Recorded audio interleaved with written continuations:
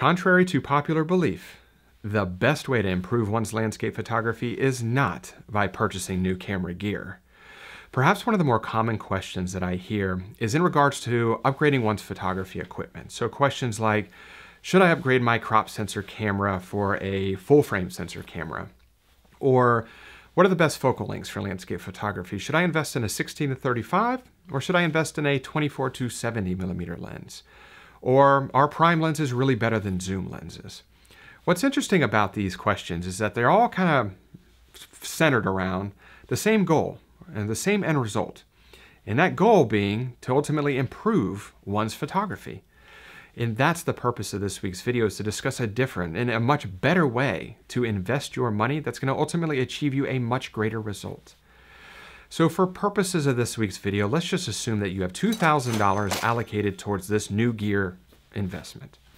Let's say you're looking to upgrade your camera body, or maybe you're looking to upgrade your camera lens, or maybe you're looking to upgrade your body lens combination. Whatever the case may be, let's just assume that you have $2,000 set aside for this purchase. If you were to take that same $2,000 and invest it in a slightly different manner, I can almost guarantee you that you will achieve a substantially greater long-term return on your investment than any gear acquisition could ever come close to. So I broke these investments down to, I guess, 3 different categories, with the very first category being video and educational content. So with $2,000, if you applied that money towards teaching content, you could purchase probably 25 to maybe 40 different video tutorial series from some of your favorite landscape photographers. And this could be on anything. This could be on landscape photography, on location basics, or on location tips and tricks and best practices, or maybe on macro photography or astrophotography, shooting the Milky Way. How do you post-process astrophotography or astrophotographs better? How do you post-process Milky Way images? Or how do you just post-process just generalized landscape photography? Or maybe it's on a specific post-processing application. Photoshop beginners, or beginners Photoshop tutorials, or beginner Lightroom, or advanced Lightroom and advanced Photoshop techniques, or specific techniques towards maybe luminosity masking or exposure blending, or how do you do the Orton effect, or how do you focus stack? Whatever the case may be, there is so much teaching content available today, and a ton of it's free here on YouTube, but there's a lot of amazing content that you can purchase as well. And I would highly recommend that you go to some of your favorite landscape photographers' websites and check it out and see if they sell any type of video tutorial series. After all, they're your favorite landscape photographer, or they're one of your favorite photographers for a reason. You like the work that they create. You like the way they post-process their images. You like their personality, or you like their teaching style. Whatever the case may be, there's a reason they're one of your favorites. So why not invest in yourself through them? Let them teach you the things that you admire most about them. And the best thing about purchasing these tutorial series, and I've done them before too, is that, well, one, it's instant gratification, which I love. You can download most of these right off their website and instantly have them, but you have your copy, your version of the tutorial series forever. And I'd recommend creating a folder on your desktop titled, whatever you want, photo editing tutorials, and put everything in that folder. So if 6 months down the road, you haven't done any type of astrophotography and you want to start doing it, you can pull up your astrophotography video tutorial series and brush up on everything. Or if you forgot how to blend exposures, you forgot how to utilize luminosity masks, you can pull up that tutorial series at any time and refresh your memory as to that teaching content. So I would highly, highly recommend investing a portion of that $2,000 or all of that money into your education, because that is going to go substantially farther, and you will ultimately be able to improve your photography substantially more than any type of camera body or camera lens would ever come close to achieving for you. Now, the second investment option is with workshops.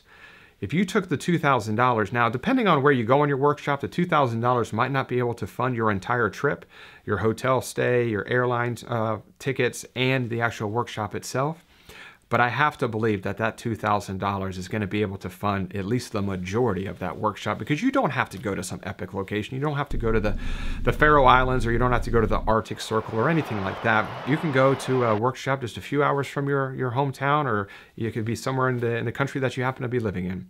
But you don't have to travel across the world to do that. But I remember in 2017 when I went to my very first workshop, I'll never forget the feeling I had when I left. It was I believe a 3 or 4 day workshop. And I remember leaving and thinking to myself that I learned more in those 3 or 4 days than I did in the last year or year and a half. I can't measure the amount of, or how, there's just something different about a workshop and online tutorials. I think they both have their place. I think that online tutorials, of course, will live forever with you, and you'll always have that content, but the workshops will create experiences for you in a lasting memory that will obviously last a long time as well too. But just having that on-location feedback from one of your favorite photographers, because obviously you're not going to take a workshop from probably some random photographer. It's going to be somebody that you probably look up to, somebody that you admire, you enjoy their work, and you want to learn from them. And once again, much like the video tutorials, I would urge you to go to your favorite photographers' websites and see if they're offering any type of workshops. They don't all do it, but a lot of them do. And you can go and you can work with them on location and just learn just hands-on techniques and best practices that got your favorite photographers where they're at today. So I would highly recommend investing some of that money, if not all of that money, into a workshop experience as well. And then the final investment, and definitely not least, would be travel. I think with travel, with the $2,000, you could afford a 4, maybe 5 night stay at a hotel. You could afford a plane ticket from probably anywhere or to anywhere in the country that you live in, or maybe anywhere in the world. But just traveling is just an absolutely amazing way to improve your photography.